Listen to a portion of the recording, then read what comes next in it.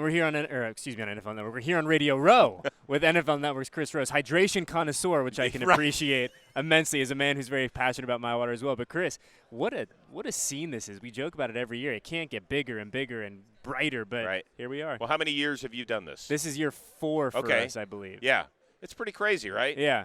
Like, do you remember the first time you walked in and you set up shop and you were like, what the hell is going on? Right? Yeah. It was one of those? Yeah, it was one of those. You look up and you're disoriented because we've created this artificial utopia of sorts that's in the world. Exactly And what it is. You don't know what time of the day it is. There's no windows. No. It's lights and yelling. Right. But what time is it right now? Is it 3 a.m.? I'm confused. And because in this town, by the way, you do not know. Yeah, and then we're coming off the West Coast time, too. Right. So we're like, Same I'm here. looking at the laptop. It's 9 o'clock in the morning, Yeah. but we're about to go to lunch in a little bit. It's very disorienting, but it's a lot of fun. Yeah, it is, and it'll be that way for the draft in Las Vegas in a couple of months. Are we ready for that? I think so. I think we're getting there. We're getting there. So we're going to start going out in waves. So we have a part of our staff's already in Vegas that has been there for a while, set up, doing their thing. But we're on the production side of things, obviously. So we have production staff out there. But with us, we're going to start going in the next couple months. And I think a lot of us will be there leading into the draft. How's that stadium looking? It looks incredible. We were there actually last week. We did we didn't do a stadium tour. We did a tour of the facility.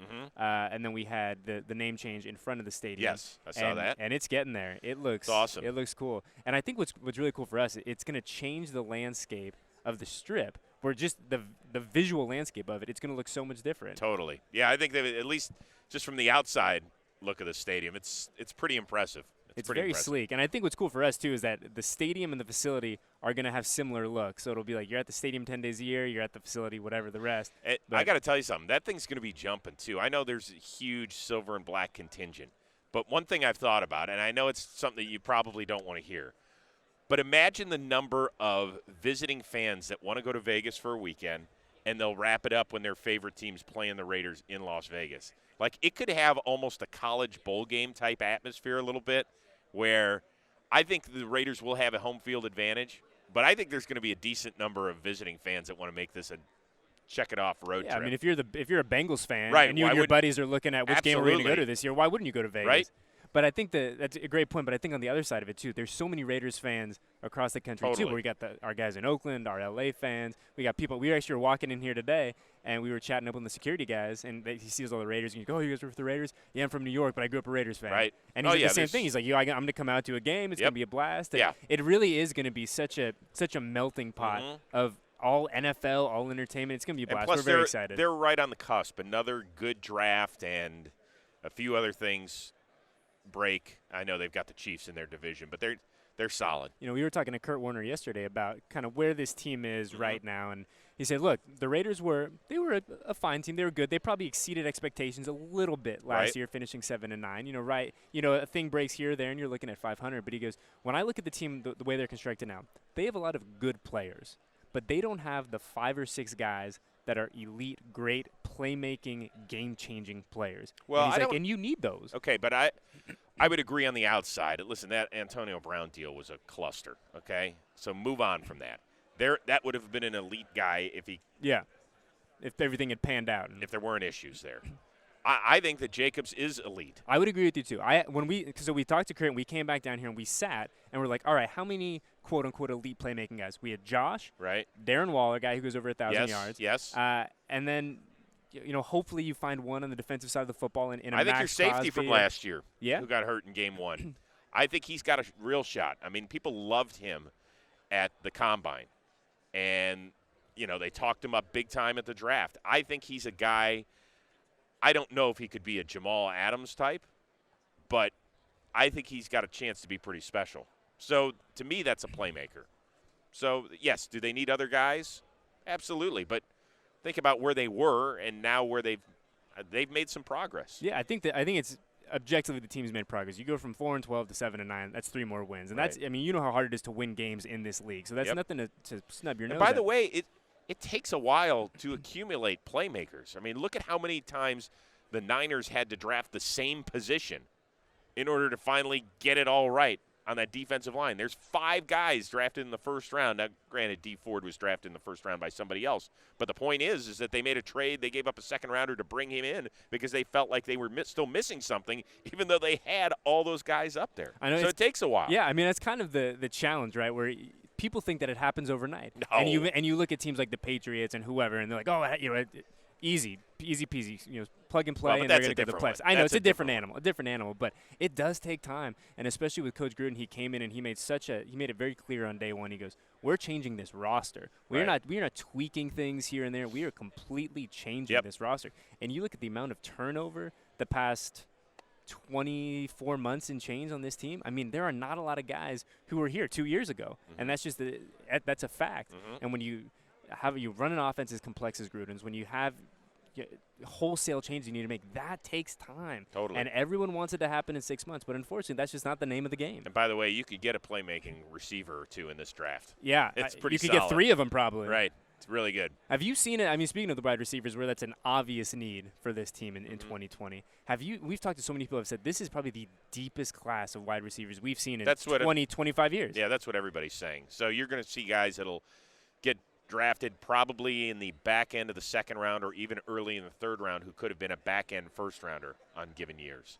And I think it's, I wouldn't take a receiver in the first round. I wouldn't. I would find something else that I need, and I would take, because I don't think there's going to be a drop-off from here to here necessarily if you wait till the second round to get a receiver. But at another position of need, there might be that big a drop-off. Yeah, it's funny, too, because Mike Mayock, when he was in Mobile a couple weeks ago, he gave a great quote about drafting receivers in the first round. And I know that each year is its own case study and everything, but he goes, if you look statistically at the wide receivers that get drafted in the first round, the percentage of those guys who quote-unquote hit is relatively low compared to other positions, which is wild to think about, because you think of guys that just come in and plug and play and boom, there you go. But that really isn't the case, especially in the first round, and especially in a draft class like you said, as deep as this one is at wide receiver. There's certainly gems to be found later in day 2, day 3. Right. I mean, Sammy Watkins was a top 10 pick, top 5. I think he went 4th overall maybe the year he did, and he's good. You look at a guy like Kevin White too, top guy. Yeah. Well, that's a little different. Sure, that's an injury guy who could never get on the field. So that's a little bit different. I'm just talking about when you talk about the 20 best receivers in the sport, Sammy Watkins does not get mentioned, right? Yeah. And he's a top 5 pick, I believe. So I wouldn't do it. That's me though. It's hard. It's the great thing about the draft, and it's the frustrating thing about the draft, where it's such an inexact science, and you're trying to. But we all get to play along. Exactly, at home. right? That's the best part, is that you sit there and you go, "I guarantee I could have done this." I absolutely, and believe me, you're hearing this from a Browns fan who has gone through countless general managers, decision makers, player personnel guys. By the way, I probably could have done a better job. But it's hard, isn't it? That's like part of the fun, though, is playing, couch GM with your buddies, where you're sitting there and like, oh, so-and-so was available at 12. Why didn't we go get him? Hey, Why didn't we go get him? Overthecap.com is bookmarked on my computer. I sit there and I try and figure out which guys the Browns can drop without taking dead money on and, saving in cap space and all that sort of. I've figured out all this stuff for Andrew Berry, their new GM. I've got it taken care of, Andrew. You're 32. Go take care of some other stuff. I'm 49. I can help you with this. You got the time. You can look at the board. Let the board speak to you. Right. It's funny, though, that we are entering year 2 of the Mike Mayock experiment with Coach Gruden now. And do you remember, and you have obviously a wealth of knowledge, NFL knowledge, probably deeper than ours, but do you remember a general manager hitting so many, just hitting so much in his first draft? Because you look from the first round to the undrafted guys, Mayock hit across the board. And these are guys who stepped in and contributed. Not only did they contribute day one, they played really, really well. They did. They really did. And I hate to go even short term, but like John Dorsey, his first year with the Browns, hit on Mayfield, Chubb, Antonio Callaway. A guy named Jannard Avery was a good backup linebacker. And by the way, now a year removed from that draft class, Callaway's a goner. They traded Avery. Chubb's been fantastic, and people are rolling their eyes at Baker. So all I'm saying is, it doesn't mean I'm trying to temper expectations ever so All I'm slightly. just saying is that from one year to the next of this sport, things get nutty, dude. They just do. And even though you say, hey, look at this, look at what we've built, it's a year-by-year thing, man. And we're all screaming at the same TVs, too. You're sitting there going, wait a second, that guy was great a year ago. Now he sucks. He's terrible. And, right, we all say the same thing. So you're off to a good start. Is there anything harder in sports, you think, than building a competitive roster 1 to 53? No, it's impossible.